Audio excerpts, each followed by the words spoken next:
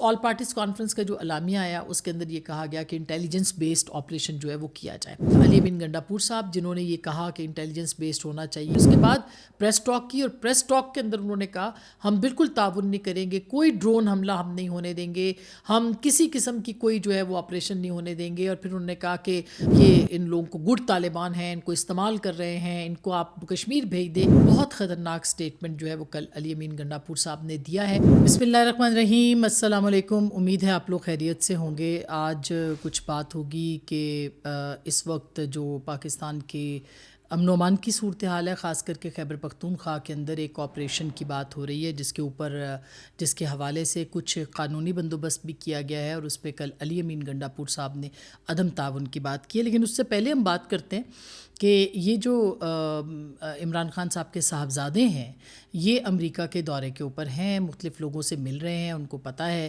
کہ اس وقت ان کو کوئی بہت زیادہ سپورٹ وہاں سے نہیں مل سکتی, لیکن کیا کوئی ایسی گفتگو بھی زیر غور ہے کہ عمران خان صاحب وہاں پہ ان کی رہائی اور پھر ان کی کہیں بیرون ملک روانگی کے حوالے سے کچھ گارنٹیز کی بات ہو؟ ظاہر ہے کہ ایک بیٹوں کے طور پہ ان کے اپنے کنسرنز ہیں اور وہ وہاں پہ موجود ہیں اور مختلف ملاقاتیں ہیں. ظاہر ہے ایک بات تو بالکل طے تھی, جب وہ جا رہے تھے تو ان کو اس بات کا تو علم تھا کہ اس وقت جو اسٹیٹ ٹو اسٹیٹ امریکہ اور پاکستان کے تعلقات ہیں کوئی شاید بہت بڑی ان کو کامیابی نہ مل پائے, لیکن اس کے ساتھ ساتھ کیا ایسا بھی ممکن ہو سکتا ہے کہ وہ کچھ گارنٹیز کی بات کر رہے ہوں اور کچھ گارنٹیز لینے کی کوشش کر رہے ہوں. تو میرے خیال ہے اس معاملے کے اوپر اگر دیکھا جائے تو ہو سکتا ہے آنے والے دنوں میں کوئی ڈیولپمنٹ سامنے آئے, لیکن سر دست عمران خان صاحب کے جو صاحبزادے ہیں ان کی جو ملاقاتیں ہیں وہ کانگریس مین کے ساتھ ہو رہی ہیں, اور اس حوالے سے پاکستان کے اندر بھی ان کو بہت تنقید کا سامنا ہے. مثلا آج جنگ اخبار نے ایک کارٹون چھاپا ہے جس کو کہ ایبسلیوٹلی ناٹ انہوں نے اس کے اوپر لکھا ہے, اور اگر کارٹون کو غور سے دیکھیں تو امریکی بوٹ بھی ہیں اور امریکہ کا پرچم بھی ہے, اور اس کے سامنے ان کے دونوں صاحبزادے جو ہیں وہ کھڑے ہیں. تو ایک طرح سے جو عمران خان صاحب کی اپنی پالیسی ہے, یعنی وہ ہمیشہ سے امریکہ کے خلاف انہوں نے ایک نیریٹو بنایا, بھلے وہ ڈرون حملوں کے حوالے سے ہو, بھلے وہ ابھی جو رجیم چینج کا معاملہ تھا وہ کہتے تھے کہ ان کی حکومت امریکہ نے گرائی ہے, جو کہ یہاں پہ عدم اعتماد کے ذریعے سے آئینی طریقے سے ہٹائی گئی تھی. لیکن ان دونوں صورتوں میں وہ امریکہ کے خلاف جو ہے وہ بیانیہ بناتے رہے ہیں, جو کہ ایک پاپولر بیانیہ ہے, اور پاکستان کے اندر جو اینٹی امریکنزم ہے اس کی وجہ سے لوگوں کے اندر ایک ہمیشہ سے ایک بیانیہ بنانے میں آسانی رہتی ہے کہ آپ امریکہ کے خلاف بات کریں, اور یہاں پہ بکتا ہے یہ چورن جو بھی چورن ہے. لیکن اب یہ ہے کہ عمران خان صاحب نے اس کو باقاعدہ ایک بیانیے کے صورت میں اس کو استعمال کیا, اس پہ ان کو کامیابی ملی. انہوں نے پورا غلامی نامنظور, ہم کوئی غلام ہیں, ایبسلیوٹلی ناٹ, اور حقیقی آزادی کا سفر, اور پتہ نہیں کیا کیا انہوں نے امریکہ کے مخالف بیانیہ جو ہے پاکستان کے اندر تیار کیا, بیچا, اور یہ سودا ان کا خوب بکا. لیکن اب جب کہ ان کے صاحبزادے امریکہ کے اندر موجود ہیں اور مختلف لوگوں کے ساتھ مل رہے ہیں, کانگریس مین سے مل رہے ہیں, ان کو استدعا کر رہے ہیں, تو یہ پالیسی سمجھ میں نہیں آتی کہ وہ امریکہ میں کیوں گئے ہیں. تو اس میں بہت سارے لوگوں سے ہماری بات بھی ہوئی, تو اس میں ہمیں کم از کم یہ لگتا ہے کہ ایسا ہو سکتا ہے آنے والے دنوں میں کہ عمران خان صاحب جو ہیں ان کے صاحبزادے وہاں پہ یہ اس معاملے کے اوپر بھی کچھ نہ کچھ جو گراؤنڈ ورک ہے اس کے اوپر بات ہو رہی ہو. اور اگر ایسا ہوتا ہے تو ظاہر ہے کہ تاحال تو عمران خان صاحب کہیں باہر جانے کے لیے تیار نظر نہیں آتے, لیکن ہو سکتا ہے کہ آنے والے دنوں میں کوئی ایسی چیز جو ہے وہ سامنے آ جائے. اب میں آپ کو بتاؤں کہ ایک کل پاکستان تحریک انصاف, ان کی جو عمران خان صاحب کی بہنیں ہیں, انہوں نے ایک پریس ٹاک کی, اور پریس ٹاک جو ہے اس کے بعد انہوں نے باہر آ کے, ان کی ملاقات جو ہے وہ نہیں ہوئی, لیکن باہر آ کے انہوں نے جو بات چیت کی, یعنی اڈیالہ جیل کے باہر جو بات چیت کی, اس بات چیت کے اندر انہوں نے کہا کہ جو جیلر ہے, اور اس کا نام بھی لیا, میں ریپیٹ نہیں کروں گی, میں تصویر بھی نہیں دکھاؤں گی, جیلر جو ہے اس کے خلاف عمران خان صاحب نے کہا ہے کہ وہ اس کو نہیں چھوڑیں گے, اور وہ قطعی طور پر جو ہے وہ ان کو باہر آ کے انہوں نے کہا کہ وہ اس کو بالکل معاف نہیں کریں گے, کیونکہ ان کی کتابیں بند ہیں اور ان کے ساتھ ان کی ملاقاتیں بند ہیں اور سارا. ان کو بہت اچھے طریقے سے پتہ ہے عمران خان صاحب کو کہ یہ سب کچھ جو ہے وہ اس لیے ہو رہا ہے کیونکہ ظاہر ہے کہ جو بھی اس وقت معاملات ہیں اس کے اندر جیلر جو ہے وہ ایک اپنی ڈیوٹی کر رہا ہے یا وہ اپنے وہاں پہ کام کر رہا ہے. اور دوسری بات یہ ہے کہ بہت سارے لوگ جو ہیں وہ اس کو حقیقت قرار نہیں دے رہے. مگر بہرحال ہم اگر سمجھ بھی لیں سر دست کے عمران خان صاحب کو شکایات ہیں تو یہ جو طریقہ کار ہے یہ ایک باقاعدہ فستائی ہتھ کنڈا ہے جو کہ ہمیشہ سے تحریک انصاف نے استعمال کیا ہے. کل سے کیا ہو رہا ہے کہ وہ جیلر صاحب کی تصویریں چل رہی ہیں ان کے نام کے ساتھ اور ان کو اب یہ اتنا خطرناک ہے. 9 مئی کے اوپر میں آپ کو بتاؤں بی بی سی کے اوپر سٹوری پڑی ہوئی ہے اور بی بی سی کے وہ سٹوری آپ پڑھیے گا کہ 9 مئی کو ہوا کیا تھا. ان میں مختلف لوگوں سے انہوں نے بات کی جس میں کہ کسی نے کہا کوئی ابرار نامی لڑکا ہے اس نے کہا کہ جی میں موبائل دیکھ رہا تھا اور عمران خان صاحب کی گرفتاری کا وہ ہوا تو پھر میں وہاں سے مجھے ظاہر ہے عمران خان صاحب سے لوگ محبت بہت زیادہ بے تحاشا محبت کرتے ہیں. وہ اچانک وہاں پہ آ گئے اور انہوں نے دیکھا کہ احتجاج کے لیے وہ نکلے اور انہوں نے دیکھا کہ بہت سارے لوگ اکٹھے ہیں ان کی جماعت کے اور پھر ان کو سب کو کہا گیا کہ وہ کور کمانڈرز ہاؤس کی طرف جو ہے وہ اپنا رخ کر لیں. تو وہ وہاں پہ چلے گئے اور ان کی گرفتاری ہو گئی اور پھر اس کے بعد جو ہے وہ ان کو بعد میں رہا بھی کر دیا گیا. تو کہنے کا مقصد یہ ہے کہ عمران خان صاحب کے جو فالوورز ہیں وہ فالوورز نہیں ہیں وہ کلٹ ہے.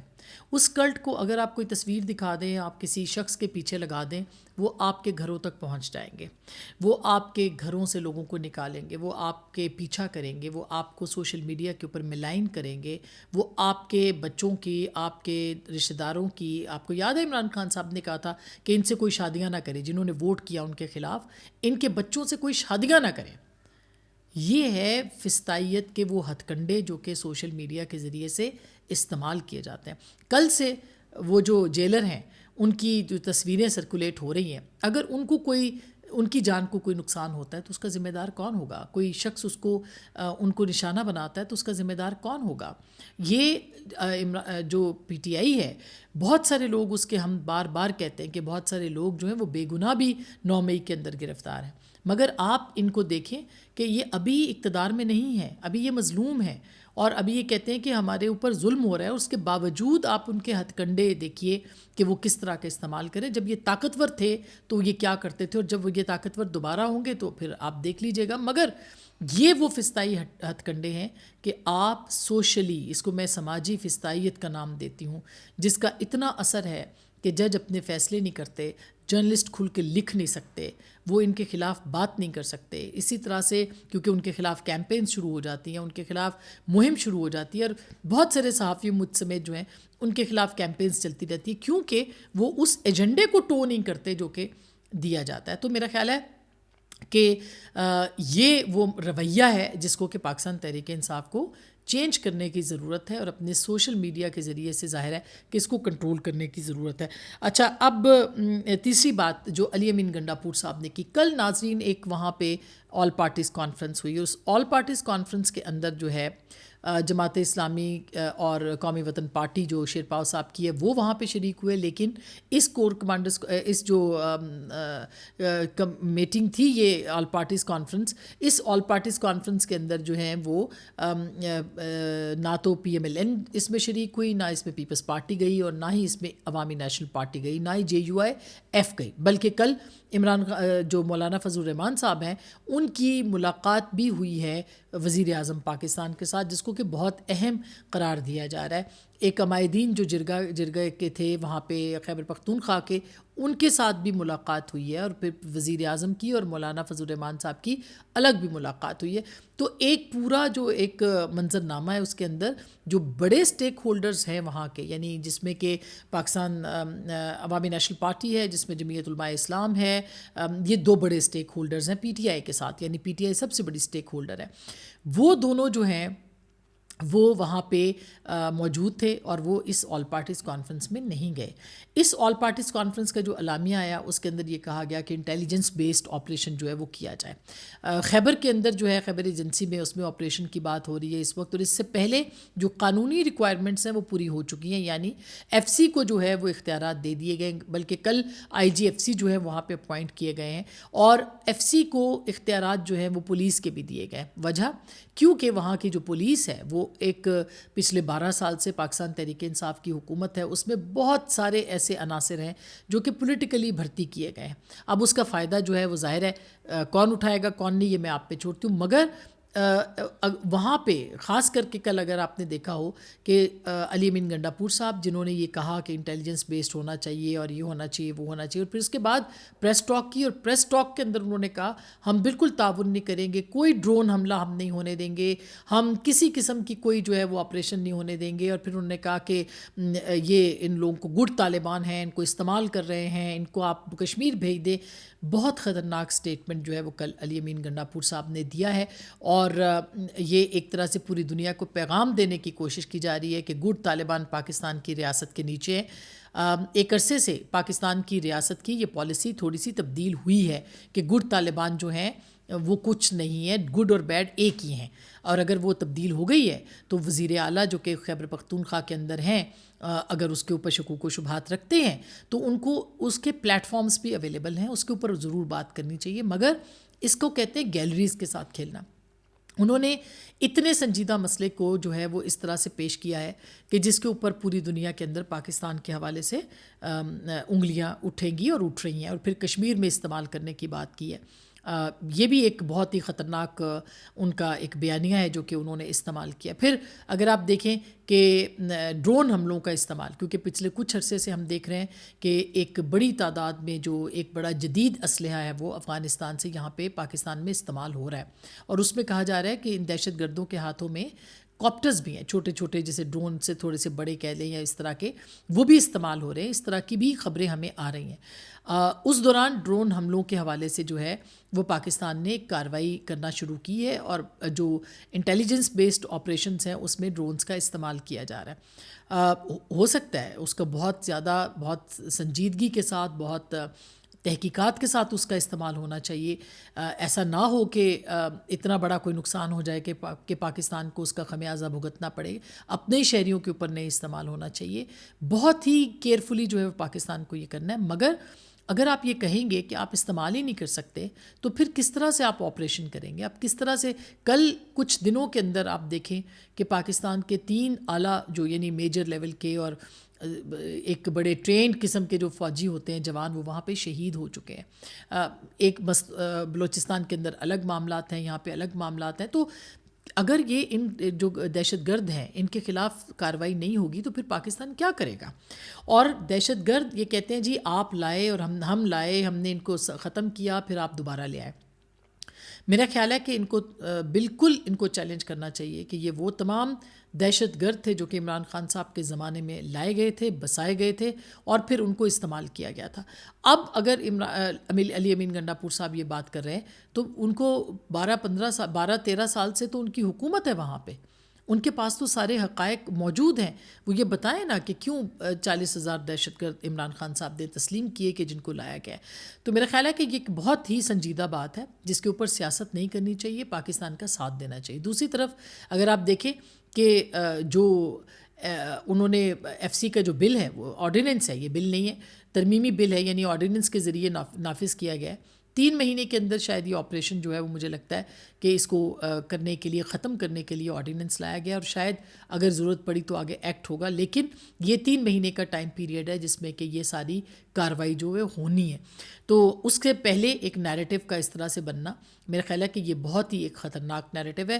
اور دوسری جانب اگر آپ دیکھیں کہ پاکستان کے اندر بہت ساری سیاسی جماعتیں، پی ٹی آئی کے اندر بھی بہت سارے ایسے لوگ ہیں جو کہ اس کو سپورٹ کرتے ہیں، اس نیریٹو کو، کہ یہ جو دہشت گرد ہیں ان کے ساتھ مذاکرات کریں. بلکہ ان کے پارٹی کی پالیسی ہے، عمران خان صاحب کہتے رہتے ہیں کہ ان کے ساتھ ہمیں بات چیت. کیسے بات چیت کی جا سکتی ہے؟ یہ بار بار پلٹ کے پاکستان پر حملہ کرتے ہیں. یہ وہ سانپ ہیں جو کہ بار بار ڈستے ہیں، اور پھر بھی آپ کہتے ہیں کہ ان کے ساتھ بات چیت کرنی چاہیے. جو ہمارے بچوں کو مارتے ہیں، جو ہمارے لوگوں کو مارتے ہیں. تو اس کے اوپر اس نیریٹو کا کاؤنٹر نیریٹو انفارچونیٹلی پاکستان کے پاس نہیں ہے، ریاست پاکستان کے پاس، جس کو بنانے کی ضرورت ہے کہ یہ وہ کون لوگ ہیں جنہوں نے پاکستان کے 90,000 لوگ مارے ہیں یا 80,000 لوگ مارے ہیں. یہ کون لوگ ہیں جو پاکستان کی مساجد پہ حملہ کرتے ہیں. یہ کون لوگ ہیں جو پاکستان کے معصوم شہریوں کو شہید کرتے ہیں. تو یہ نیریٹو جو ہے یہ ہمیں ابھی تک جو ہے پوری کوشش کے ساتھ جو ہے وہ نظر نہیں آتا. ایک بیانیہ ایک اس کو خیبر پختونخوا کے اندر سیاسی جماعتوں کے ساتھ مل کر اس بیانیے کو کا توڑ جو ہے یا اس بیانیے کا جو کاؤنٹر نیریٹو ہے وہ ہمیں نظر نہیں آتا، اس کے اوپر ضرور کام کرنا چاہیے۔ اچھا، اب یہ جو کل محسن نقوی صاحب نے پھر اس کے بعد علی امین گنڈاپور صاحب کو جو ہے وہ ان کے ٹویٹر کے اوپر ہی انہوں نے یعنی ایکس کے اوپر انہوں نے اپنا جو ہے وہ پیغام لکھا، ان کو کوٹ ٹویٹ کیا اور کہا کہ اس امن کے لیے جو ہے وہ تمام کا جو ہتھ کنڈے ہیں یا جو تمام طریقے ہیں وہ استعمال کیے جائیں گے، یعنی انہوں نے ان کو کانٹرڈکٹ کیا، اور ساتھ ہی انہوں نے یہ کہا کہ کون ہے جو ڈی اے خان میں لوگوں سے کو پیسے دیتا ہے۔ اب یہ اتنا بڑا الزام ہے جو پاکستان کے وزیر داخلہ نے لگایا ہے، اور ظاہر ہے کہ ڈی اے خان جو ہے وہ علی امین گنڈاپور صاحب کی کانسٹیچوئنسی ہے، ان کا شہر ہے، ان کو پیسے دینا یا طالبان کے اس کو دہشت گردوں کو پیسے دینے کی بات کی ہے، اس کے اوپر انویسٹیگیشن ہونی چاہیے، اور علی امین گنڈاپور صاحب کو بھی اس کے اوپر کلیریفیکیشن دینی چاہیے۔ اور اگر یہ نہیں ہوتا تو مجھے تو نہیں لگتا کہ اگر یہ آپریشن بھی ہوتا ہے اور علی امین گنڈاپور صاحب تعاون نہیں کرتے جو کہ انہوں نے کل کہا ہے، تو پھر کس طرح سے جو ہے وہ امن و امان کی صورتحال وہاں پہ بہتر کی جائے گی۔ یہ اس وقت امن و امان کی صورتحال کو بہتر کرنا بے حد ضروری ہے، کیونکہ معیشت کے لیے پاکستان کی جو تھوڑی بہت بہتری آئی ہے اس کے لیے پاکستان کو امن چاہیے۔ دہشت گردوں کے خلاف ان کے سہولتکار، ان کے معاون، ان کے مددگار، ان کا بیانیہ بنانے والے، ان کے خلاف جو ہے وہ زیرو ٹالرنس جو ہے وہ ہونا پڑے گا، ہونا چاہیے، تو پھر معاملات جو ہیں وہ آگے بڑھیں گے اور پاکستان جو ہے وہ امن کی جانب جائے گا۔ تو یہ کچھ گزارشات تھیں جو کہ میں نے آپ کے سامنے رکھنی تھی۔ اپنا بہت خیال رکھیے گا۔ اللہ نگہبان۔